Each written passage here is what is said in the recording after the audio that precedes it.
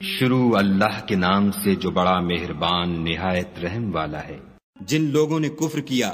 اور اوروں کو خدا کے رستے سے روکا، خدا نے ان کے اعمال برباد کر دیے، اور جو ایمان لائے اور نیک عمل کرتے رہے اور جو کتاب محمد صلی اللہ علیہ وآلہ وسلم پر نازل ہوئی اسے مانتے رہے اور وہ ان کے پروردگار کی طرف سے برحق ہے، ان سے ان کے گناہ دور کر دیے اور ان کی حالت سنوار دی۔ یہ ہفتے اعمال اور اصلاح حال اس لیے ہے کہ جن لوگوں نے کفر کیا انہوں نے جھوٹی بات کی پیروی کی، اور جو ایمان لائے وہ اپنے پروردگار کی طرف سے دین حق کے پیچھے چلے۔ اسی طرح خدا لوگوں سے ان کے حالات بیان فرماتا ہے۔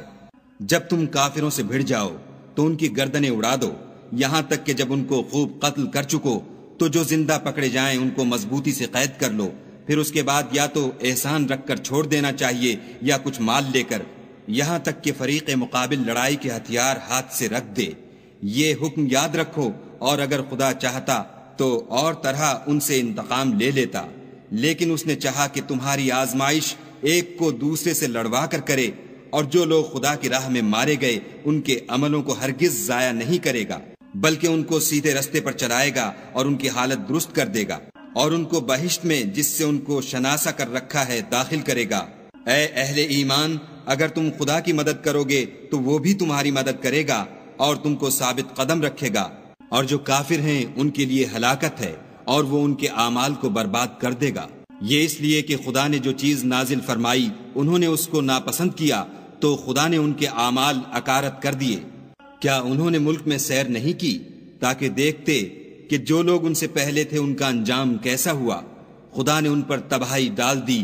اور اسی طرح کا عذاب ان کافروں کو ہوگا۔ یہ اس لیے کہ جو مومن ہیں ان کا خدا کارساز ہے اور کافروں کا کوئی کارساز نہیں۔ جو لوگ ایمان لائے اور عمل نیک کرتے رہے ان کو خدا بہشتوں میں جن کے نیچے نہریں بہہ رہی ہیں داخل فرمائے گا، اور جو کافر ہیں وہ فائدے اٹھاتے ہیں اور اس طرح کھاتے ہیں جیسے حیوان کھاتے ہیں، اور ان کا ٹھکانہ دوزخ ہے۔ اور بہت سی بستیاں تمہاری بستی سے جس کے باشندوں نے تمہیں وہاں سے نکال دیا زور و قوت میں کہیں بڑھ کر تھیں، ہم نے ان کا ستیہ ناش کر دیا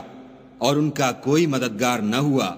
بھلا جو شخص اپنے پروردگار کی مہربانی سے کھلے رستے پر چل رہا ہو وہ ان کی طرح ہو سکتا ہے جن کے اعمال بد انہیں اچھے کر کے دکھائے جائیں اور جو اپنی خواہشوں کی پیروی کریں۔ جنت جس کا پرہیزگاروں سے وعدہ کیا جاتا ہے،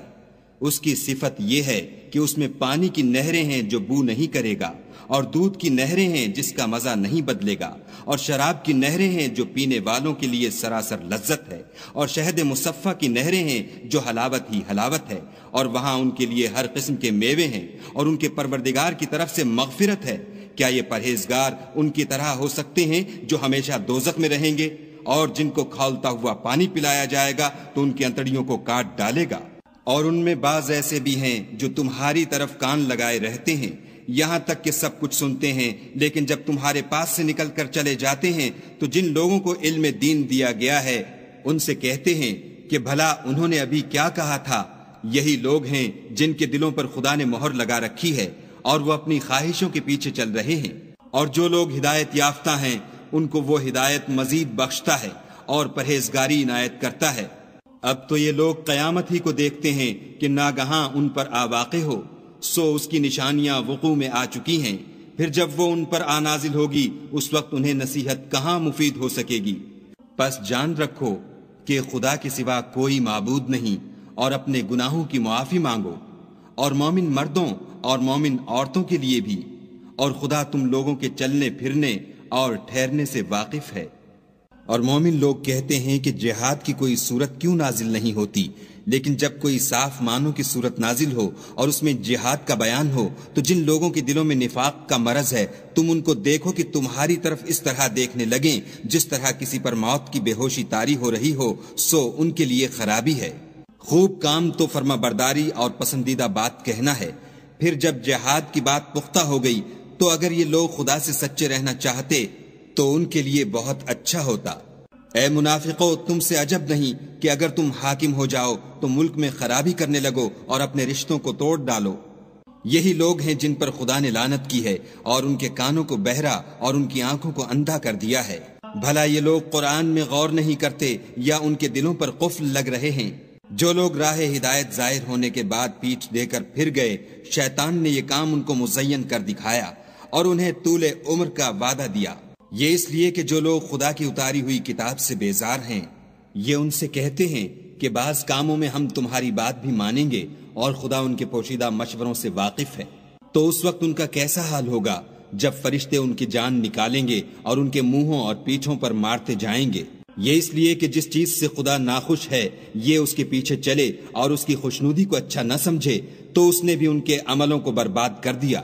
کیا وہ لوگ جن کے دلوں میں بیماری ہے یہ خیال کیے ہوئے ہیں کہ خدا ان کے کینوں کو ظاہر نہیں کرے گا؟ اور اگر ہم چاہتے تو وہ لوگ تم کو دکھا بھی دیتے اور تم ان کو ان کے چہروں ہی سے پہچان لیتے اور تم انہیں ان کے انداز گفتگو ہی سے پہچان لوگے، اور خدا تمہارے اعمال سے واقف ہے۔ اور ہم تم لوگوں کو آزمائیں گے تاکہ جو تم میں لڑائی کرنے والے اور ثابت قدم رہنے والے ہیں ان کو معلوم کریں اور تمہارے حالات جانچ لیں۔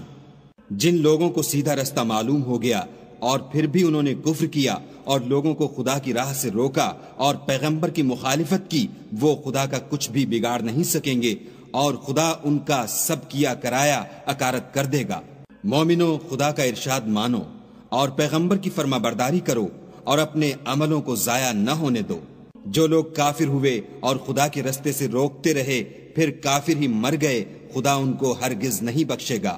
تو تم ہمت نہ ہارو اور دشمنوں کو صلح کی طرف نہ بلاؤ، اور تم تو غالب ہو اور خدا تمہارے ساتھ ہے، وہ ہرگز تمہارے اعمال کو کم اور گم نہیں کرے گا۔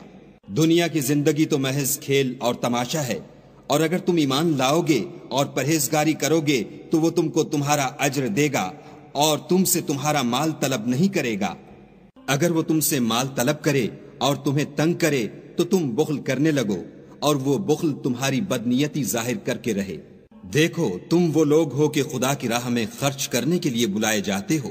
تو تم میں ایسے شخص بھی ہیں جو بخل کرنے لگتے ہیں، اور جو بخل کرتا ہے اپنے آپ سے بخل کرتا ہے، اور خدا بے نیاز ہے اور تم محتاج۔ اور اگر تم منہ پھیرو گے تو وہ تمہاری جگہ اور لوگوں کو لے آئے گا، اور وہ تمہاری طرح کے نہیں ہوں گے۔